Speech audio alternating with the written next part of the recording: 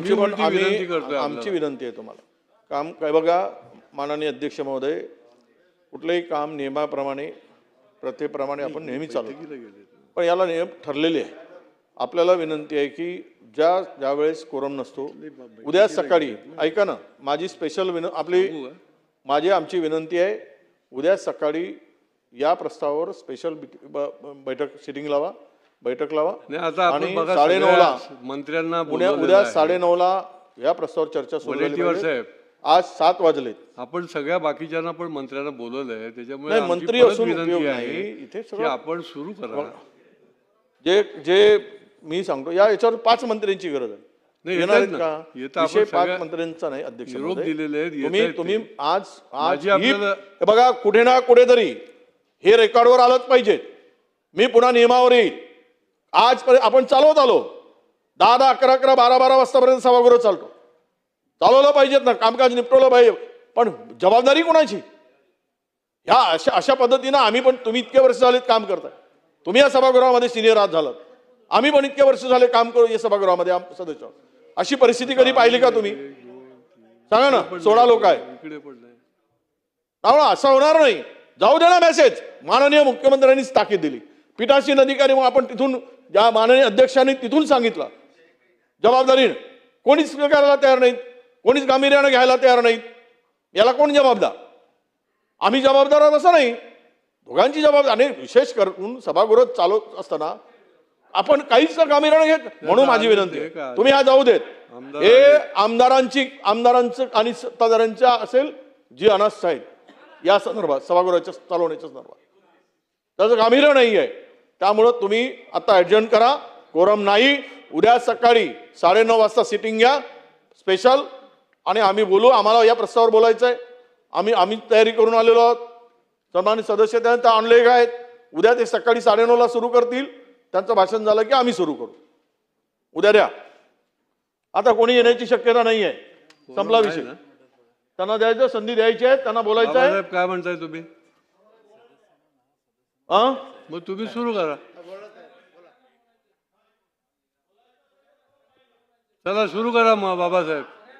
बाकीचे मंत्री येत आहेत, आपण सुरू करा. अध्यक्ष महाराज, मी विरोधकाच्या 293 प्रस्तावावरती बोलण्यासाठी उभा आहे. आणि सार्वजनिक आरोग्याचा विभाग आहे. आता आम्ही मंत्री महोदयांना बोलवलेलं आहे, येत आहेत ते. खूप महत्वाचा विषय आहे की अनेक वेळेला आज राज्यामध्ये 2026 वेळेला कोरम नसला तरी आपण चालवतो. असं कसं? तुमचे पण काय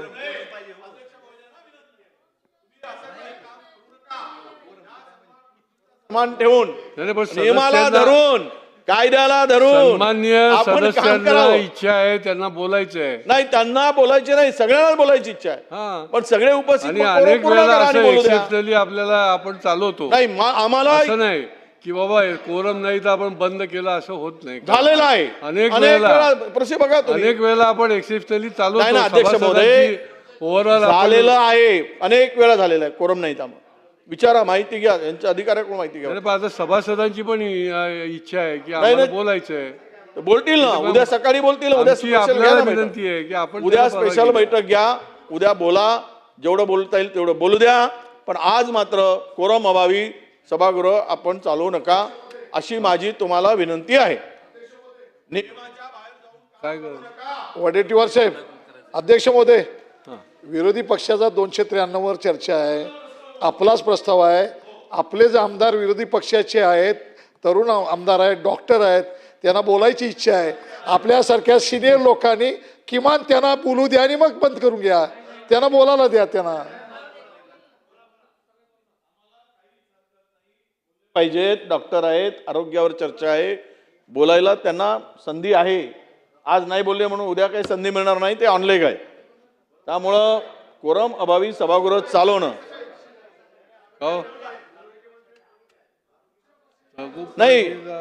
असं आहे, एखाद्या पक्षाची बैठक चालू आहे म्हणून तुम्ही एकटेच आहात. हे 2 मंत्री आहेत, 2 मंत्री आहेत. आता भारतीय जनता पक्षाची बैठक चालू आहे, मग सभागृह सुरू असताना SIR ची बैठक घेण्याची काय गरज आहे? SIR नाही, चला ते वडेट्टीवार सोडून साहेब, द्या. SIR ची बैठक आहे म्हणून वडेट्टीवार हे साहेब, पक्ष असं नाही चालणार. तुम्ही 2 मंत्री चालवणार, 3 ते राष्ट्रवादीच आहेत. येतील येतील. पुढे वडेट्टीवार साहेब, मी नाही ऐकणार. आपण नाही, मी आपल्याला आता सांगत नाहीये, मी हे जाहीर करतोय की आता पुन्हा एकदा आपण 10 मिनिटाकरता कामकाज तहकूब करतोय.